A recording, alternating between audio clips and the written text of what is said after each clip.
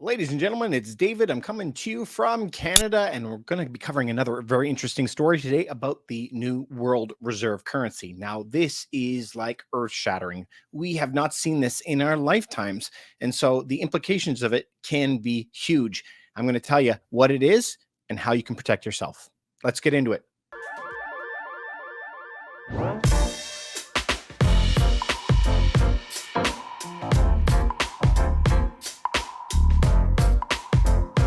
So what we're covering today, guys, is a mixture of the new world reserve currency. It also is a little bit of this book of the world, End of the World is Just the Beginning by Peter Zeihan, Ray Dalio. We're trying to synthesize all of this together. But a little bit of world history. The US is the reserve currency. It's the king currency. It's like King Kong in the world, right? It's the big kahuna that's out there. But how did it get that way?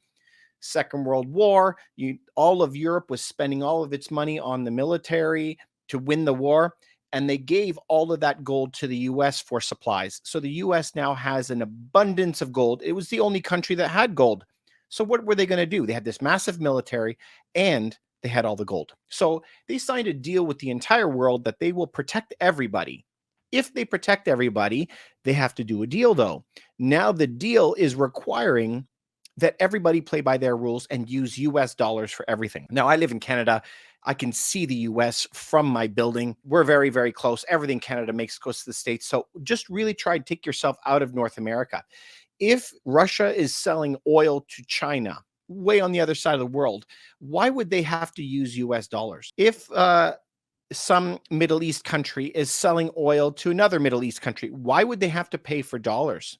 And this is the petrodollar system that the US somehow is, I think, 8% of the world's entire economy, but 60% of all the transactions of the entire planet take place in US dollars. And this is what's given the US their massive might over all of these years. It isn't really their military, which it's part of it, but the US dollar itself, the value of the dollar, that is the strength. So I've traveled all over the world. I've traveled to India and Israel, and it doesn't matter where you go. People aren't going to take Canadian dollars. But everywhere I've ever gone, they take US dollars. More US dollars sits outside of the US than in the US. Can you believe that? I don't actually know another country that's like that. How can more of their own country's money be traveling outside, which is also another danger for another day. But the majority of the money that's outside of the country is all fake, counterfeit. But I digress. So the main thing is that it's the world currency. And it has been this way since 1945. So after the Second World War, when they were broke, they all got together in the US and New Hampshire, Bretton Woods, you may have heard of, and they signed a deal. Okay, the US is the king of the world. Now, this whole war that happened with Russia is kind of changing the game. And this is where it's going to impact real estate. For me, the cornerstone or the keystone, depending what you're looking at, always is going to be real estate. This is where the majority of millionaires are making their wealth, is through real estate. So how does world events come back and hit housing? So whenever I think of a news article like new world reserve currency, I want to know, how is this affecting housing? How is it going to affect me? And how can I prepare? So how does it affect you? Even if you don't own a house, that means your rent can go up. Okay, so let's break this down. So Russia gets into a fight over in Ukraine, and the United States uses their muscle and cuts them off of SWIFT and all this other stuff and seizes their bank accounts. I think it had 680 billion or something like that. Anyway, the government just comes in and takes it from you. So then Russia has to start thinking about these questions. Why would I invest in US treasuries or bonds if they can just take it from me whenever they want if they're not happy? So China's thinking the same thing as well. You may have seen in the newspaper recently that for the first time, China now is less than $1 trillion of US in debt. So the US owes 30 trillion or whatever. Almost all of it's in the American pension systems and their citizens. But China owns $1 trillion, but it's going down and down and down. Remember, China wants to take Taiwan. If they get into a war, is the United States going to get rid of that trillion, So these countries are thinking about, how do I get away from the US power? And it makes sense. US dollar is only based on faith, fiat, right? It's just by decree that it's worth something, because any piece of paper could be worth money, right? If I just print a US dollar on this, does it make it worth anything? No, it's just piece of paper. It just is that people have an understanding that that piece of paper is worth something, but there actually is no intrinsic value to that piece of paper. Does that make any sense?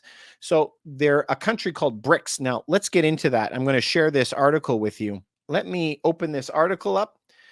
This article right here is on what website is this? Markets Insider. Russia and China are brewing up to challenge the dollar dominance by creating a new reserve currency. And so this is the BRICS nation. Now you're going to be hearing about this more and more and more in the news. So BRICS, BRICS, that will stand for Brazil, Russia, India, China, and South Africa. And in this picture, you'll see all of those 5 groups all holding hands, very kumbaya. Everyone's smiling, everyone's happy because that's the end of U.S. sticking their nose into their stuff, right? So they're talking about a basket currency that could rival it. And they want to be able to sell something from Russia to China in their own dollars without having to go and cash out US dollars. Now, this started during the war as well. Russia has said that if you want to buy our oil, you have to buy it in rubles, our own currency. And this is a big shakeup to the world. So this is one thing. Now, what are they going to be doing? I think this is very telltale. You have to kind of break this down. So if the 5 of them are getting together and their main issue is the control of somebody else, but they're also fighting this system called fiat or faith-based money because it's just a piece of paper. Remember, if we go back far enough in time, the money was a silver dollar, a piece of gold, something actually like substantive, this is worth something. But are they going to create another paper system, faith-based system to rival another faith-based system? Not really. They're now talking about making their system based on rare earth metals or rare earth elements. So that could be uranium, it could be gold and silver. And where else are they going to go? Are they going to go down the wheat path or whatever and back it up with goods? Not faith-based, but with goods. And so you can go in and check, if you would like, what kind of metals that the world is getting together. Now, if you look at the United States, they're still the king at 8,000 tons of gold. Germany has some, Italy, France. But then right after that comes Russia and China. And Russia and China are 2,300 tons and 1,900 tons. They have been accumulating gold at the fastest pace that they ever have. Now, I live in Canada, and if you go in Canada and you can start scrolling down the list to all these countries that have, instead of 8,000 tons, 5 tons, 1 ton, blah, blah, blah, all the way down, okay? Yemen, Suriname, they only have like 0.1 tons. And then you get all the way to Canada where I live. Guys, Canada is at zero.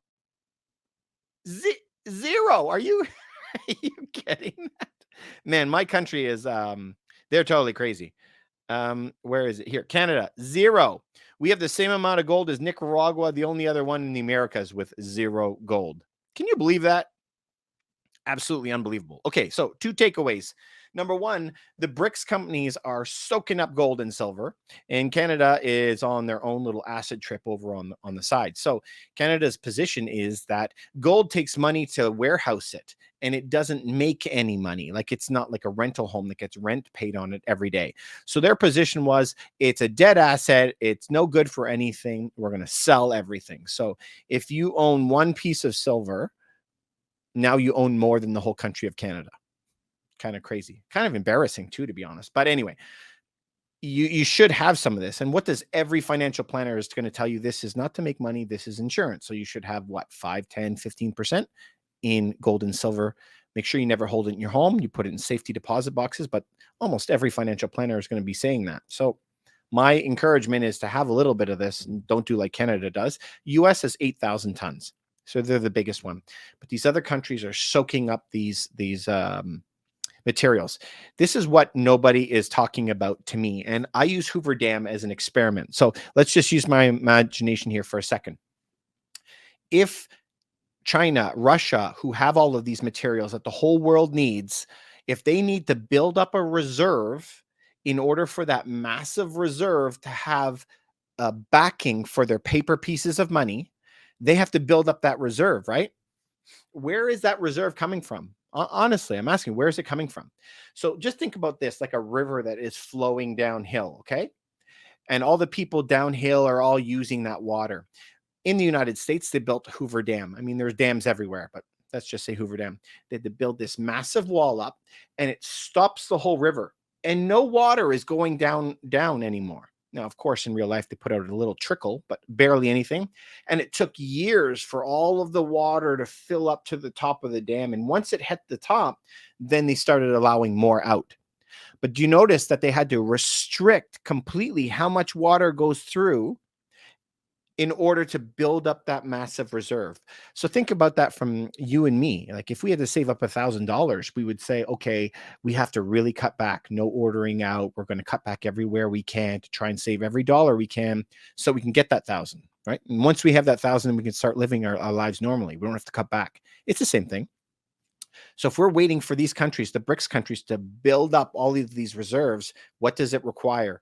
To only allow a little trickle to come out the other side. And if they are going to be restricting uranium, copper, nickel, silver, gold, if they're going to be restricting all of this as they build up their supplies, we could expect to see prices triple on all these commodities. So I think that is a massive, massive danger. Now, if you look in Peter Zeihan's book, Peter Zeihan in this book, that the end of the world is just the beginning, he'll bring out in there that one of America's strongest thing that they have is that 95% of all the silicon that comes on the entire world for chips is out of one mine in the US.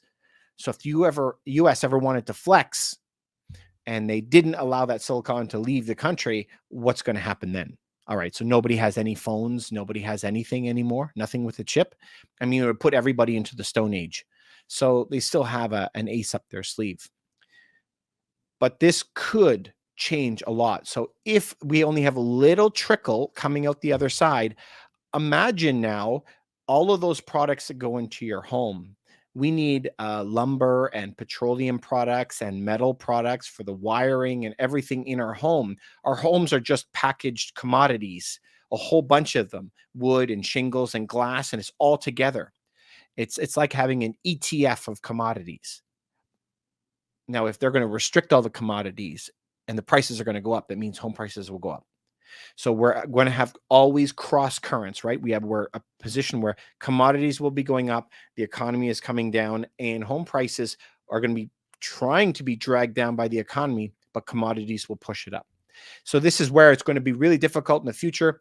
We still need these like 3D printed homes, kind of like all this tech that could come out, because we have to make low cost housing available, because right now the lowest cost housing is being bought up by these massive funds that are buying thousands of homes at a time in the billions of dollars.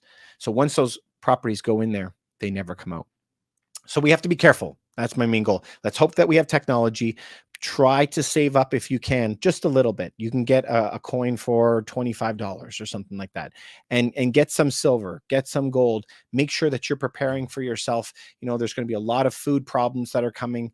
So make sure that you have just a little bit left over. When you go get groceries, just get one extra can of beans or something like that for $1.